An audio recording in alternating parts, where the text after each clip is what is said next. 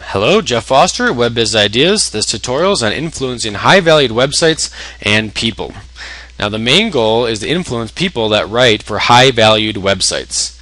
And then it's also to convince them to talk about your company or publish content that mentions something that your company is doing or has produced. So in short, we're teaching you how to do online public relations. You'll need a couple resources as well as watch some prerequisites. So please do that before going on, otherwise you won't be able to complete this tutorial. Now, assuming that you have, let's get into the steps of doing on influencing high-valued websites. Now, we're going to go over 6 steps and then a bunch of tips.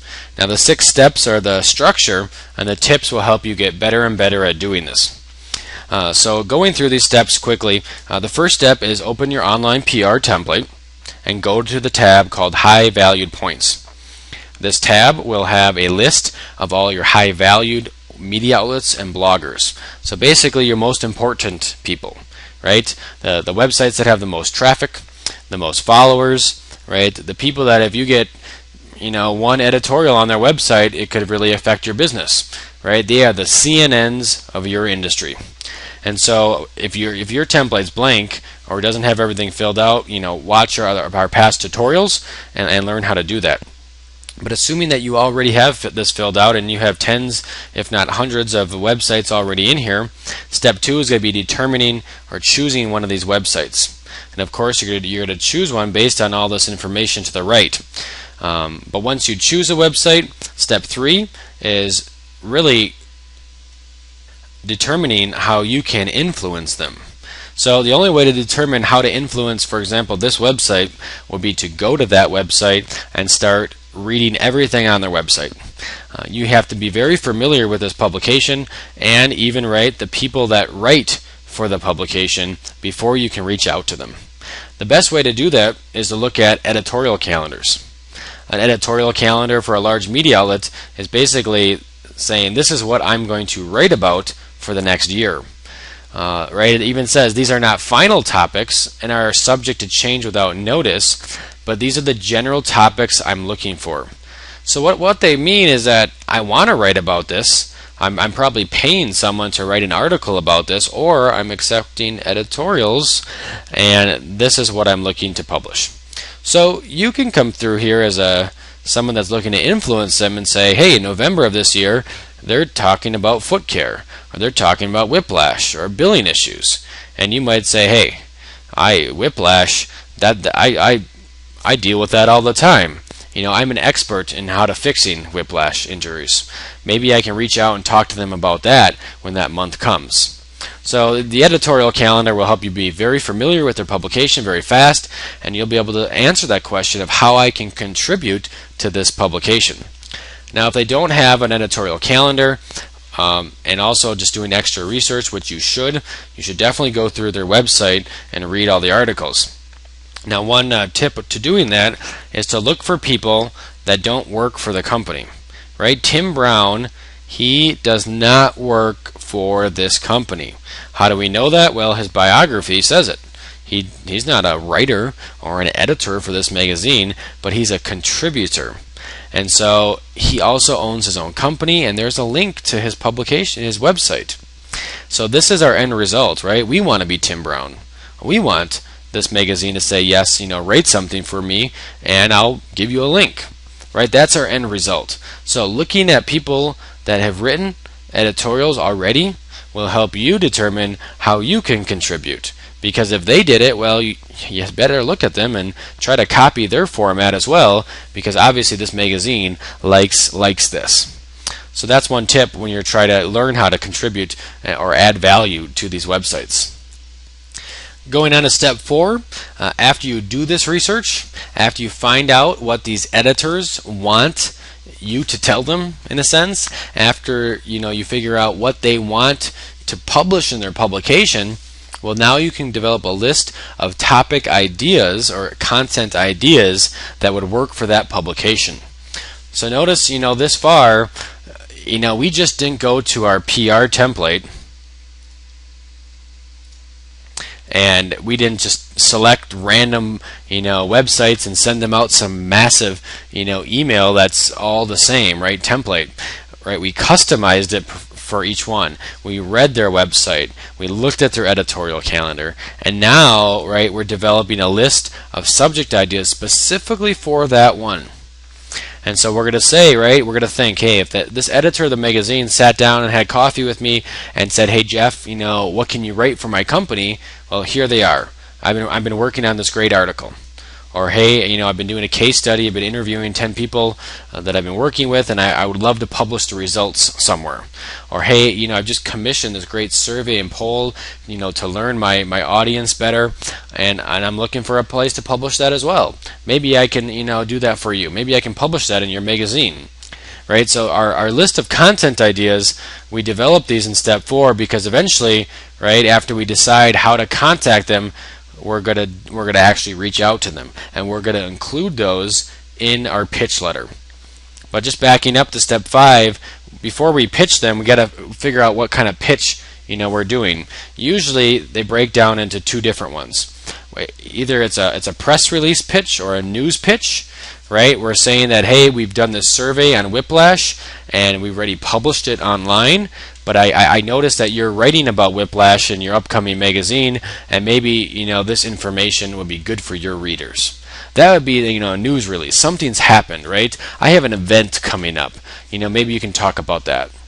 Now, an editorial or kind of like a guest post is exactly what it sounds like, right? You are contributing to their website. You are publishing unique content on their website. You're publishing that survey or poll on whiplash on their website, and you're not publishing it anywhere else. You're giving that story to that company, right, in exchange for mentioning your name and linking back to your site. So after we've decided on that tactic, then we can email them, we can include those content ideas, those lists of subjects and topics, and we can say, hey, Mr. Editor, these are some things I'd like to write for your company. Now, of course, you want to be more detailed than that in your letters, and so we've developed some examples of magazine article pitch letters that we've used with success that you can use. So come to our website, follow this link, and you can look at these and read our notes to become better at doing this. Now keep in mind, you don't need to have yours this long. We've just added everything that you could add, almost like the perfect example. Now what we plan on doing is adding more and more to this. So when we have good examples of pitch letters that have worked, we're going to publish them here.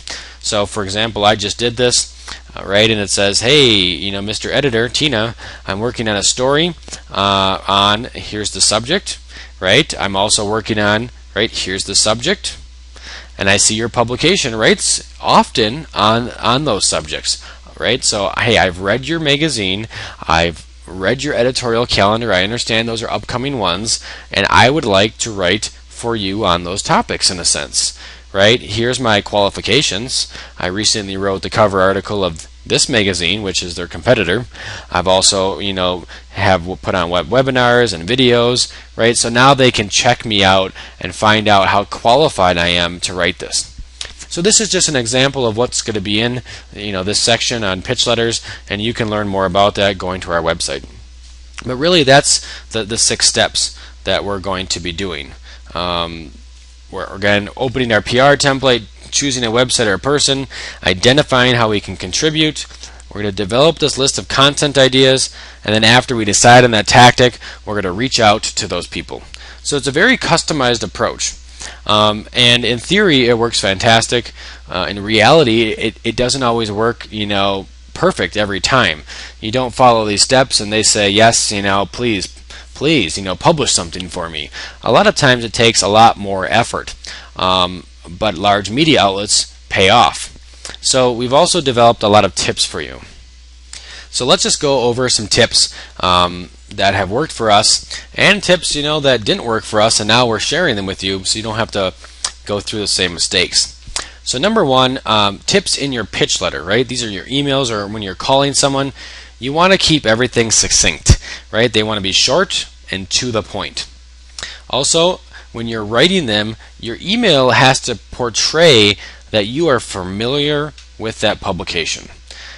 if an editor detects that it's a template, or they detect that you hired someone in India just to mass email someone, they're going to delete that so fast. So you need to be very familiar with that publication, and you're going to have that come out in your pitch letter. Also, every letter almost has to have a proposed title and talking points. You have to show them, what you're going to provide. What are the benefits of even reading this email or letting you be in my publication? You got to give them something, and that's where that list of content ideas come in. A little bit more on these points. Again, just hammering this home, you need to be targeted in your email, right? You want to pick maybe a group of 5 to 10 publications to start with, and then contact them one by one. Read their website, read their editorial calendar, create a customized email, and email them out. You can use the same template, for the next one, but you want to change it per each person, right? Because it's not going to work otherwise.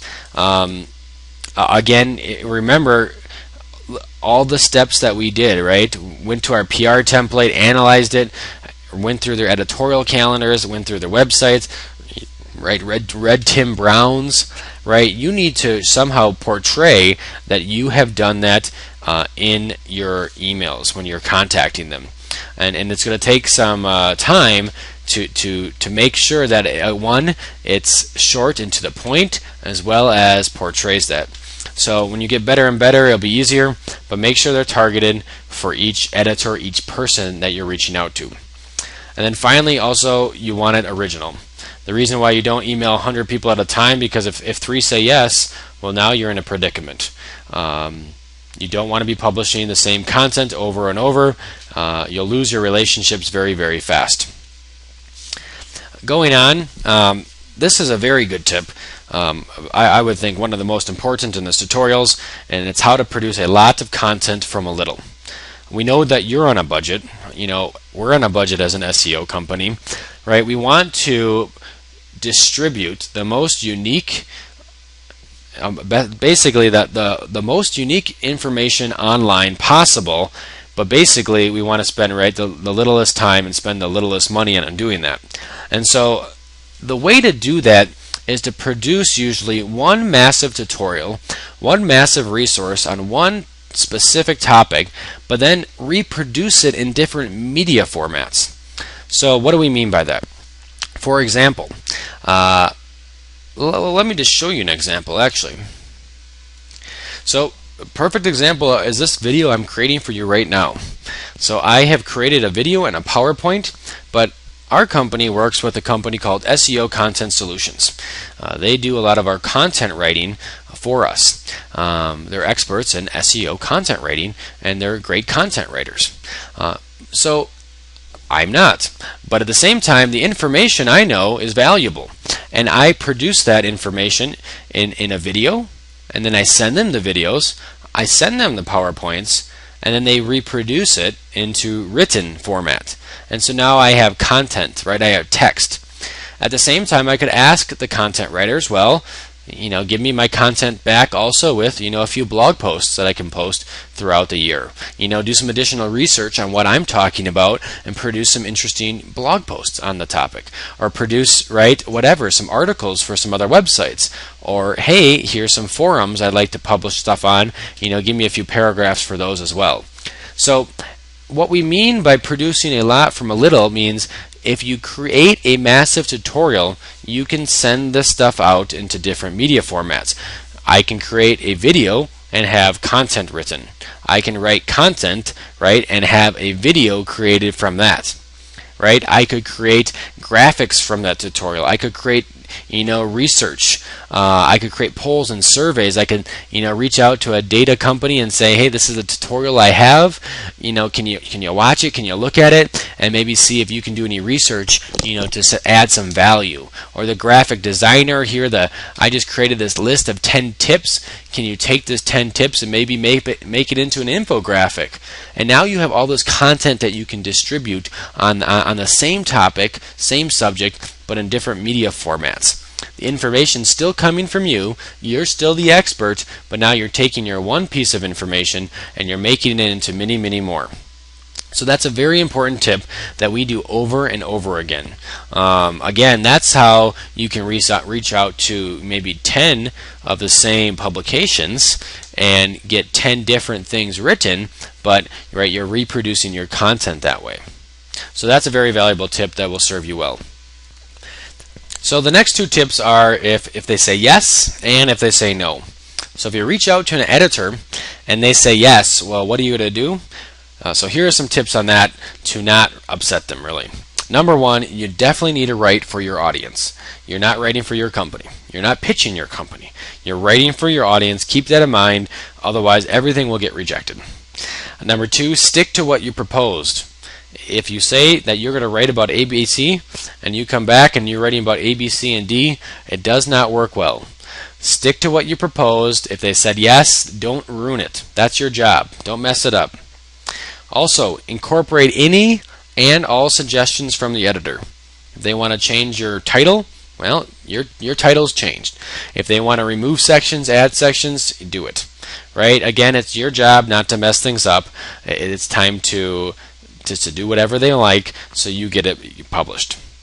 And then finally, you want to take an extra step and provide an HTML author bio, right? So almost a web-friendly author bio. And this way, you can get credit, you can have a picture, you can have almost pretty much the link that you want to, maybe your website, maybe you want your Twitter information there. So provide this, even if they don't ask for it, provide it. Most of the time they'll publish it because they want to credit you for the work that you've done. Now, if they say no, which is the majority of the time, what do you do then? Do you just give up? At the same time, remember we said contact people one at a time. So instead of looking at this graph, you can read the written version if you like. Let me show you this as well. So recently, I received the cover article of the ACA Today. We wrote an article on basically local SEO for chiropractors. And we reached out to them. How did I do that? So let me just show you my plan. This is kind of a perfect plan because it worked out that the first person did say yes. So here's my group of people that I was contacting. Right? These are, let's just highlight this for right now in yellow. So these are all the chiropractor publications that we do. We don't just work with chiropractors. That's just, some companies that we work with. But we found all the chiropractic websites that really matter, or the chiropractic publications, and our plan was to reach out to each one of them on an article idea that we had, and that was on local SEO. Right? That was how to rank #1 in locally in Google, because that's the hot topic right now. And so our plan was to reach out to each one of them. Now, the first one did say yes. At the same time, let's just say that they said no. Right? What we want to do, of course, is to go down the list. Right? If they say no, we go on to the next one. If they say no, we go on to the next one. And it just so happens, let's just say all this list said no. Well, what are we going to do about our great idea? Right? What are we going to do about how to rank #1 locally in Google for chiropractors? Maybe we even have a lot of it written already. Well, from here, right, this is the most influential group. We might want to go down to, bloggers to influence, right? Now, bloggers aren't as influential, but perhaps we maybe want to start here and go down the list here of bloggers that we can contact. And if that doesn't work out, again, we don't want to give up. We want to go to our other tab, right, and of low-valued sites, and we have a whole tutorial on low-valued sites and how to do this. But this is what we would do, right? Okay, well now we want to go to low-valued bloggers, and maybe some bloggers that are actually guest bloggers. Maybe some bloggers that I even have an account with that they say I can write for them, and if I just send them something, 95% of the chance is they're going to publish it. Well, maybe I go that route. Let's say I exhaust all my resources here and someone says no, everyone says no. Well, maybe I'm going to go to some article directories. That's 100% guaranteed. Maybe I'm going to go to some forums and post some stuff in some forums and help people out that way. Right? The whole point, I guess, to this slide is you're not going to give up. Don't say no, just go on the list. You want to reach out first to the the person that you want to write your article the most, the publication that's the most popular, but then go down the list, and either way you will be publishing that somewhere online. That's your goal. You're going to get a link somewhere. You're going to get something published about your company somewhere. It just depends on how valuable they are. And if you watched our tutorials in the past, we're not in it for home runs, right? The ACA today for us, well, it was kind of a home run for us, right? It's a cover article. We do a lot of business for chiropractors, right? We got a lot of calls because of it. But at the same time, right, we're not looking always for home runs. If we get published, in a low value blog, it's still a hit, right? An article directory, it's still a hit. Even the forums, right? They may not be the best, but they're still a hit. They get us on base and they get the job done. Because every month we got to build so many links. Every month we got to build so much content to keep up with our competitors. If we get the top person to publish our article idea, fantastic. We just hit a home run and we're sitting pretty good.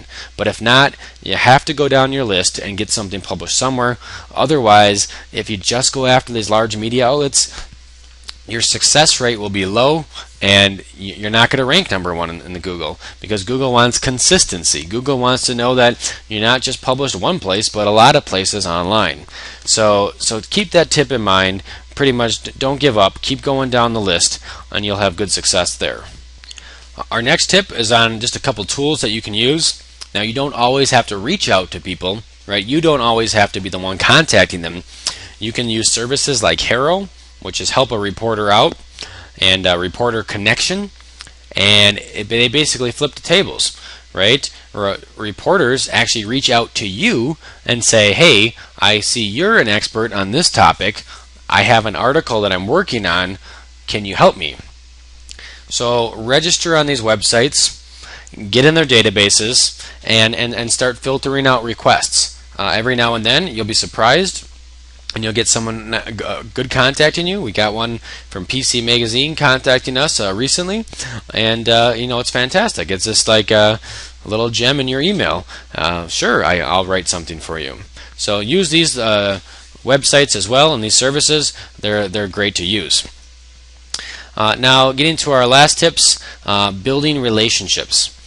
Again, a lot of times this is where you spend most of your time with a lot of these publications, especially if it's a big, large media outlet that it's the CNN of your industry, it's the granddaddy, right? You really want to get in there. If you get just listed in there, it's going to be a lot for your business. It usually takes some time to get that done. It doesn't just take an email or a phone call. You got to build a relationship. So this is how you suck up to editors, journalists, and bloggers. Here's 5 different things that we do that work very, very well. #1, right, we comment on articles and blogs and whatever information that they're publishing, we comment on them.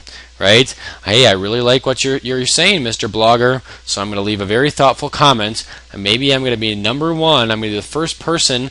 I'm going to subscribe to your RSS feed, in Google Reader or something like that, and I'm going to know every time you publish something new, and I'm going to try to get on there very fast, and I'm going to write a comment so you see me commenting on your blog over and over and over again. And so maybe when I reach out to you next time, well, you say, hey, I know Jeff. I see you commenting on my stuff all the time, and you're a real person. Same thing goes with Twitter, right? It's, hey, that's weird. I always see you kind of retweeting my stuff, I kind of monitor that. I look at who's talking about my articles. I always see you talking about mine, Maybe I will let you do this. Or, hey, on Facebook, right? I always see you commenting on my stuff. Hey, we always do these surveys, and I thought I've seen your name on one of these surveys. And at the same time, perhaps you're creating your own tutorial on your blog. The one I like a lot is bragging about that person, especially if you put that person's name in quotes, and if they're an influential person, if they do any monitoring of their reputation online, it's easier for them to find. But they may find your website mentioning their name, and again, now they know who you are. And then finally, I use this every now and then, but really, if you're following a lot of people and you find a great article or a tip or something like that, you might just want to send them a email. Hey, here's a heads up. I found this great whatever. I know you write about a lot about this stuff. Here you go. Again, it's just more of a soft sell. You're not selling your company. You're just identifying who you are. So let me give you a couple examples of how I do it, or just one of how I've done it for a specific person. Again, very customized. This has been since 2009. This is almost going on 4 years, and I haven't got anything. I haven't got any home runs, right? I've worked with them, and I like working with them, and I like everything I'm doing. Right, I'm part of their community. It's a win-win situation. But at the same time, I'm looking to develop a relationship with him, and hopefully, do something bigger with him. So anyway, again, I've been commenting on things that he's done since 2009. I write articles for his website. Right, I contribute. So again, base hit, base hit, base hit. They're fantastic. I'm benefiting from that. He's benefiting. I'm writing articles for his site. I started contributing to his forum, and then I started, really enjoying it a lot, that he actually made me a forum moderator. So hey, that's some more exposure. Right? I have a profile on his website now of our company, and I even, I reached out to him and I created some, our employees, on my request, created some great graphics for some articles he was doing as well, more as a favor. So again, all just different things to say, hey, I'm here, right? I'm waving my hands in front of him, right? Try to say, hello, I exist. You are influential.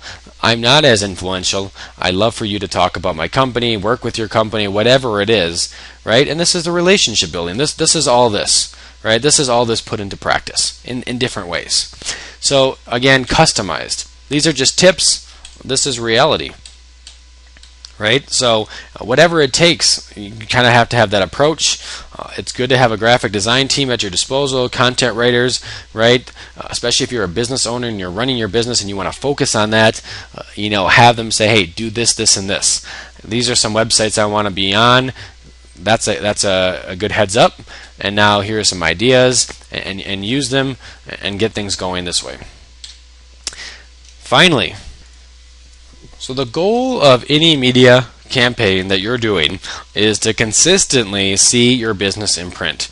Again, not home runs, but consistency. So a successful media outreach program consistently, right, reaches out to their lists, consistently, right, sends out queries, and consistently follows up, and hopefully, right, provides them with some well-written article or interview so they can publish. Now, there's no guarantees, right, in the PR business, but if and when you get that big hit, right, the visibility and sense of accomplishment really can be well worth it. And so a lot of these media outlets are very large, and they require consistency, right? So don't just be discouraged because you don't get the cover article.